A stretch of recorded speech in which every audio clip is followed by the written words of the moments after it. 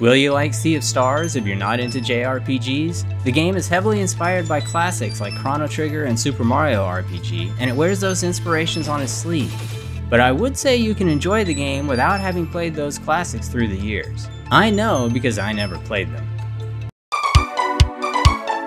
Sea of Stars is an indie RPG from Sabotage Studio, the makers of The Messenger, and it takes place in the same world but in a different timeline. I haven't played The Messenger yet, and I'm sure there are references, but nothing about this game made me feel like I was being left out or that it was tied to something else. This is a spoiler-free review, and I do show a little footage from the last third of the game, but nothing that will spoil any surprises. So what makes it a JRPG, and how is Sea of Stars different? First and foremost, Sea of Stars is a turn-based RPG, and gameplay consists primarily of combat and puzzle solving, with a bit of exploring, fishing, and interacting with NPCs for good measure. There are a lot of puzzle sections, and at times it reminded me of a classic 2D Zelda game. Although I would say the puzzles were a little challenging at times, I rarely felt stumped for very long. The turn-based combat had a unique twist: timing. Once you choose an action, you can press a button at the right time to add damage to your attacks or reduce damage from incoming attacks.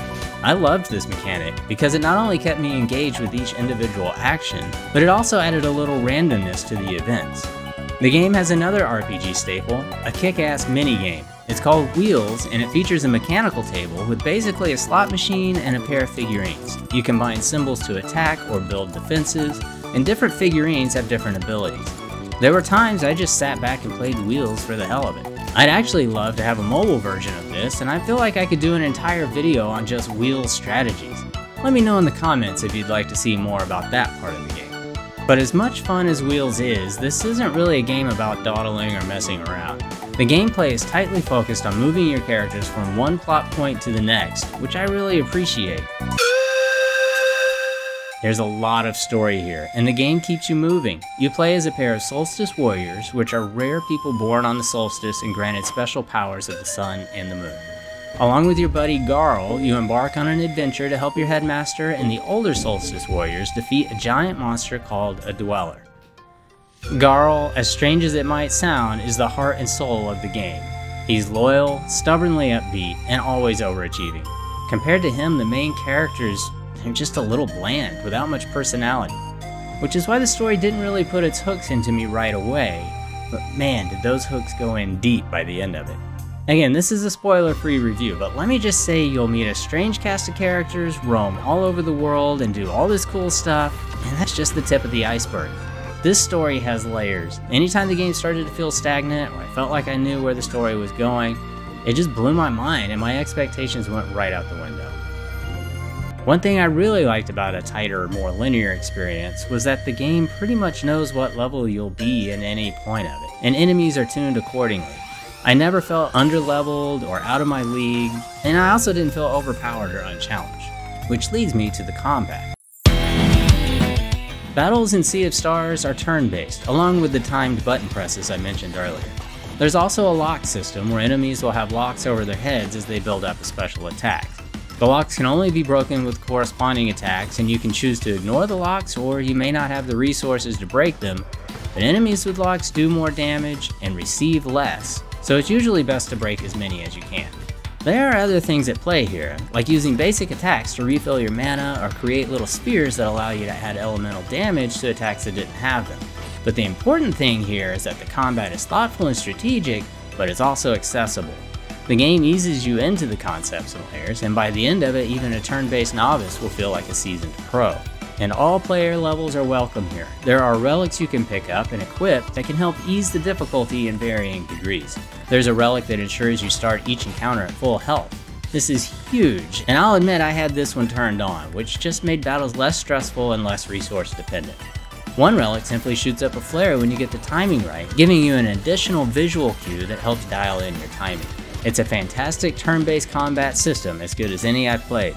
Now, I'll admit there haven't been that many, but it's still really good. I will say that by the end of the game, the combat was starting to wear a little thin, and I was kinda happy anytime I could avoid it. One thing that never wore thin was the art.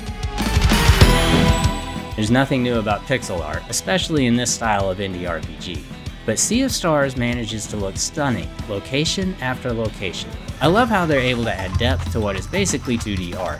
There are no perspective lines, but everything still feels like a living world and manages to look lush and beautiful. Or dead and spooky. There's such a wide range of locations and color palettes, and I was constantly in awe.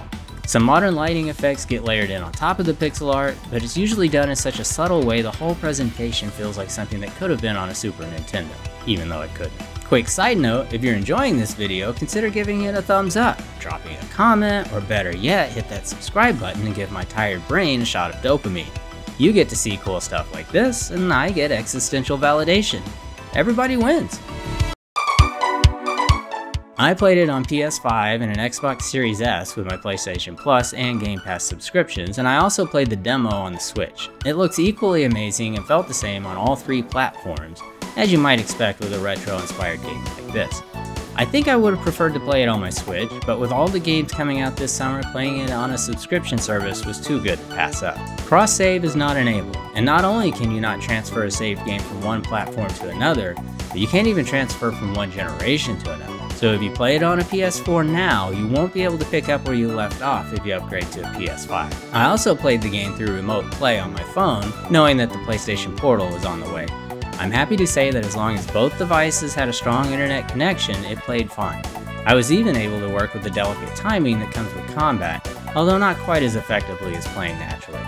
In other words, I think I'd be fine if I had to play the entire game in remote play while my kid sits next to me watching Bluey on the big screen. I'll admit the game started a little slow for me, and it took several hours for the gameplay to pick up momentum. If you're a fan of 90s JRPGs, then you don't need to be sold on this game, and you'll probably feel right at home right away.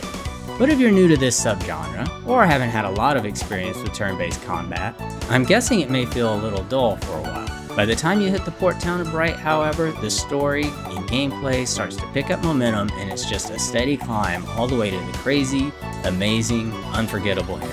JRPGs are known for their epic storylines, and Sea of Stars leans in and hits most of the tropes, like young protagonists, an older mentor, a plucky sidekick, world-ending doom, you get the idea.